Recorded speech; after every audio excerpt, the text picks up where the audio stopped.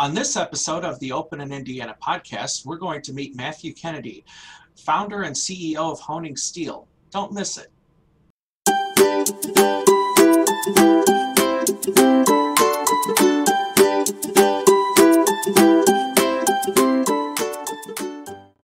Welcome, everyone, to the Open in Indiana podcast, where we promote the people, places, and events that make Indiana a great place to live, work, and visit.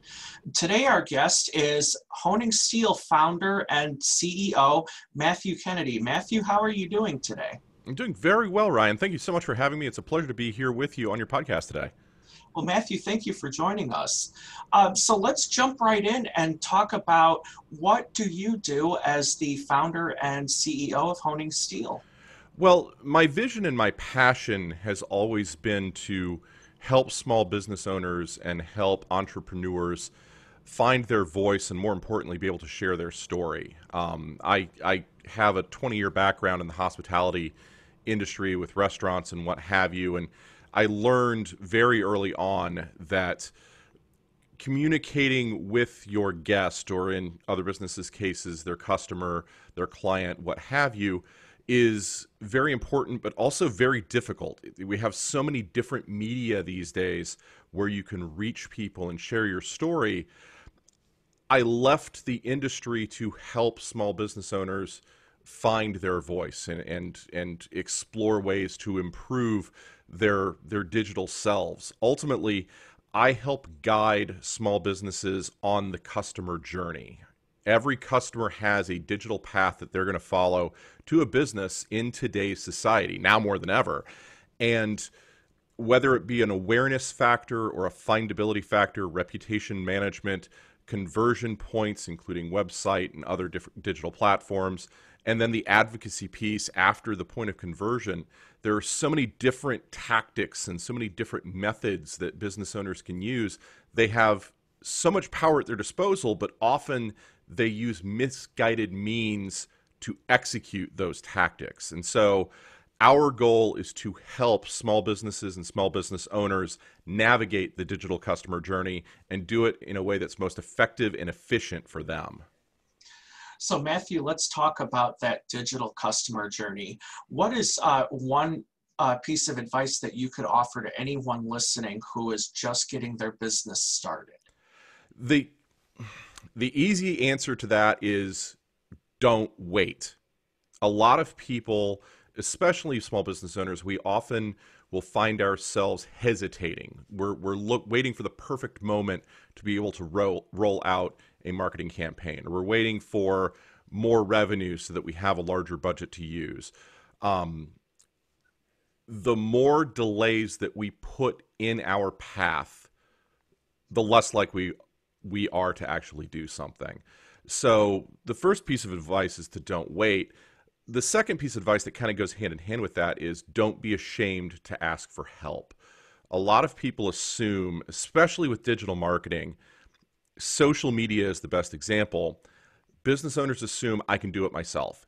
And that is true. There's nothing that any marketing consultant, myself or any other business, there's nothing that we do that a business owner couldn't do for themselves. But do you want to take the time to learn all of the ins and outs on how to do it? Do you want to sacrifice the time that you could be used doing what it is that you love, your business, to be able to execute those marketing programs? Posting to social media is not doing social media from a marketing standpoint. It's better than nothing, but it's not going to be effective. Just as going in and making sure that your information is accurate one time on a search engine, it's better than nothing, but it's not the most efficient and effective way to do it. The same with reviews, the same with your website. So bringing in someone who has the tools and the techniques and the talents to be able to assist you on that journey and do it with you is probably the best choice that you can make for your business, because then you can focus on what it is that you love to do, your business. So Matthew, where did your passion for helping businesses with their digital customer journey, where did your passion first begin? Well, it's essentially twofold. You know, the knowledge and techniques of marketing stem from a background very early on. I went to Indiana University studying at the School of Journalism through the Ernie Pyle School of Journalism down at IU. And I always enjoyed the public relations and marketing aspect of storytelling. Fast forwarding a little bit, the passion for specifically helping small businesses could also be rooted to a passion for helping others. I thrived working in the restaurant industry. I loved the idea of being able to do something to make somebody's day better, to influence their emotional state, to influence the flow of their day, to help fix a little problem that may have been there. A restaurant that I used to work with, Rock Bottom Brewery, downtown Indianapolis, it was one of my first serving jobs. We had a concept there called lagniappe, which was a Creole Cajun word, something sweet and something unexpected. And that painted my vision of what it meant to truly help other people. When I made the decision 4 years ago to go off on my own and start Honing Steel and work with small business owners, those two elements came together. So it's multiple different starting points of that journey, but ultimately they merge together, and I can use the tools and techniques that I learned over the years, not only through a journalism background, but as a restaurant operator, as a small business operator myself, doing marketing for the businesses that I was running, those tools and those techniques, and then applying it to my desire to help other people, it just came to fruition, and Honing Steel was born. So Matthew, let's talk about specifically some of the different things that you are able to do for each of your clients. It's a very long list, and that is indicative of just how diverse digital marketing can be. Even though the list is long, though, what we try to do is to develop a program or develop tools and techniques that are specific to each individual client. If I'm going to break it down into 5 main categories, and I mentioned them a little bit ago, awareness is the first piece, and that's going to be everything that would be included in traditional quote-unquote advertising. Social media falls into that category because a lot of social media is storytelling. It's the idea of sharing your message and putting the word out through your different social media channels. There's more to it than that, but we'll keep it there for now.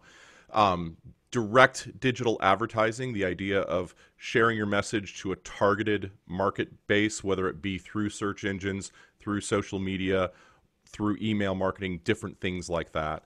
So the awareness piece would be step one. The second piece is findability. In today's day and age, everyone, or almost everyone, owns a cell phone. 96% of American adults own a cell phone of some kind. 4 out of 5, just over 80%, own a smartphone of some kind. That information in the palm of people's hands has replaced much of the other research media that existed. The Yellow Pages, while it still exists, people generally don't go to that anymore. They go to their phone. Can they find you in that moment? Is your information there? Is it accurate? Are people able to locate you and come to your business? Step 3 is the reputation piece. The idea that online reviews and how they impact a small business's brand are vital to a business's success. It used to be that people would trust the word of a friend or a family member above all else, and that is true. Second place right now, though, is the one that shocks people.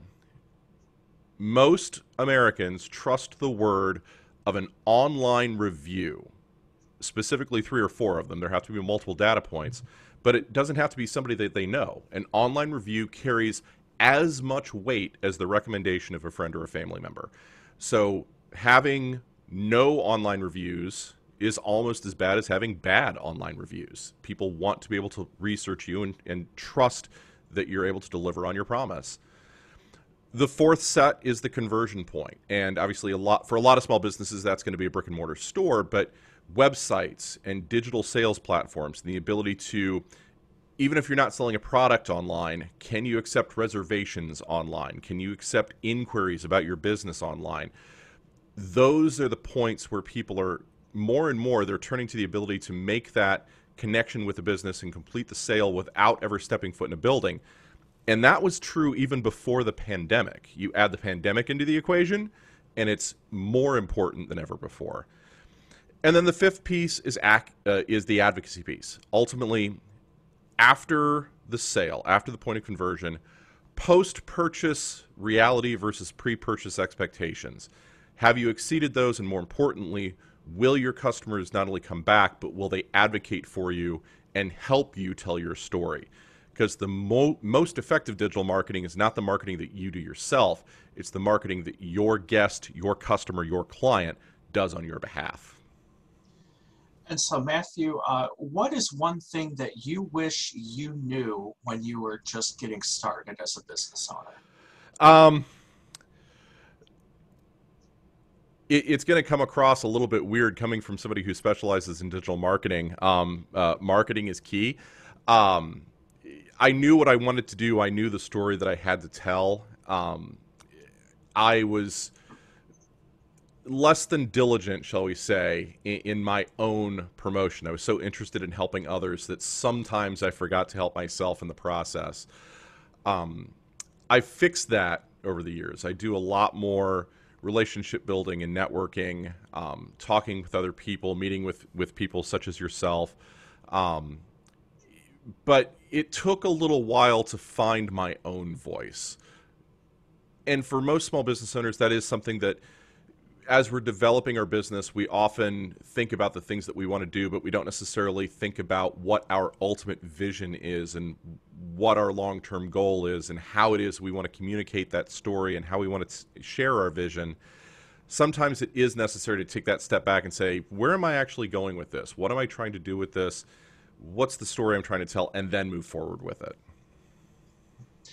And so, Matthew, for anyone watching or listening who is ready to find their voice, how can they get in contact with you?